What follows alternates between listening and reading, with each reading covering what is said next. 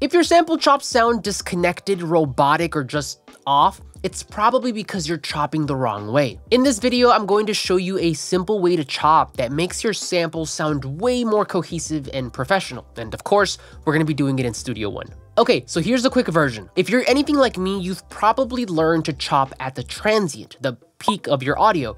But from my experience, that often creates disjointed chops that don't really respect the musicality of the sample. Instead, I recommend chopping on the grid, specifically on every quarter note. This method is much better because it lines up perfectly with how we naturally count and play music in a 4/4 time signature. Chopping this way allows your chops to follow the rhythm and chord progression of the sample, making your loops feel smoother and giving you way more options for rearranging them musically, which should be your ultimate goal.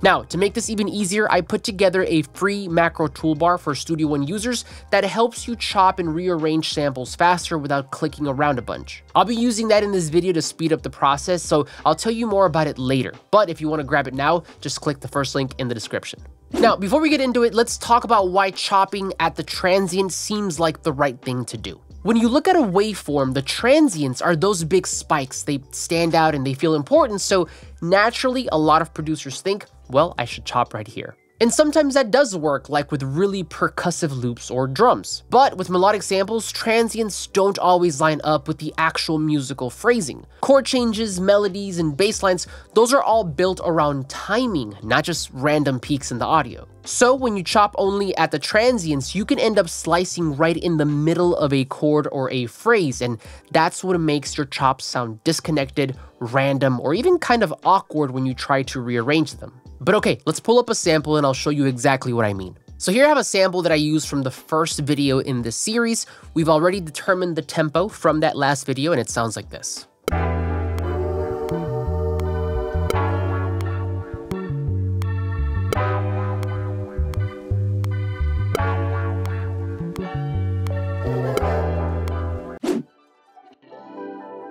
Okay, so first I'm going to chop the traditional way by slicing at every transient. Now, you can do this manually, but you could also use Studio One's audio bend feature here. And the way that works is go ahead and click on this button right over here, audio bend. Then we're going to select our audio and then hit analyze under the standard detection is what I like to use.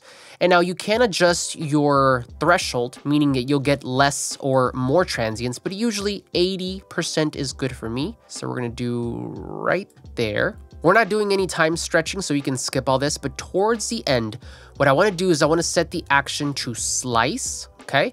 I'm gonna set the auto fade here to 1 millisecond because I don't want too much of that. And then I'm gonna turn off quantize because I don't want to quantize them, I only want to slice them. From here, we're gonna hit apply. And then what I'm also going to do here is while they're all selected, press the X key to also create crossfades, so we don't get any weird pops and clicks. In any case, with the chops still selected, right click on any one of them, go over to audio, send to new impact, let it do its thing. And then we're going to click on the first pad, hit the shift key, click on the last, and then finally set them all to the same choke group so that they don't overlap. Okay, so with this done, take a listen and see what happens when I try to piece these back together.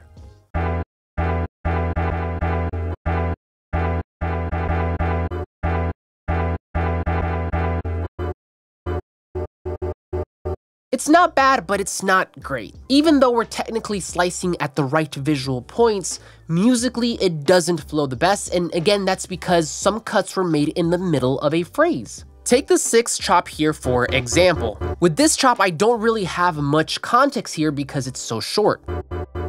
If we take a look at the timeline, however, so 1, 2, 3, 4, 5, 6 right here, we can hear the full phrase and realize that Studio One chopped it up into super short chops that alone don't make that much sense. Okay, so let's undo all of this and now try it the musical way. So for this, the first thing we're going to do is change our grid to a quarter note. So go over to quantize at the top here and change it to 1/4. From here, select your sample, right click, go over to event and then split at grid. Like last time, we're going to hit the X key to create crossfades. And then again, we're gonna right click anywhere here, go over to audio and then send to new impact. Finally, again, select all of your pads with shift and then put them on the same choke group. Alternatively, if you wanted to make this process 3 clicks, then you can use my free productivity macro toolbar. This toolbar combines some of the best production features in Studio One with some of my own custom macros to speed up your workflow, and one of them is this chopping macro. So with this, all I'm going to do is switch over to my macro section here, click the sample, chop sample, quarter. Now finally, let's not forget to put these all in the same choke group, and let's try this again.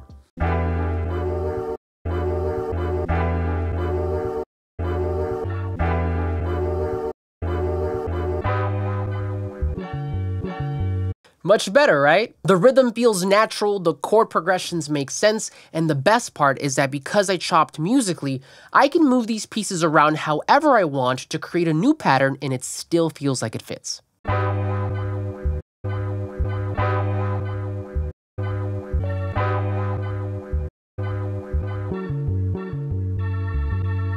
That's the power of chopping on the grid. So to zoom out, don't just trust your eyes, trust the music. Chop on the grid, stay locked to the timing, and your samples are on their way to sounding tighter and more professional. But here's the thing, even if your chops are solid, we're not done. Arranging them into a full idea that actually feels like music is still tricky. In the next video, I'm going to show you exactly how I take these chops and then piece them together into something with structure, movement, and groove. That video's coming soon, so make sure you're subscribed, and I'll see you then.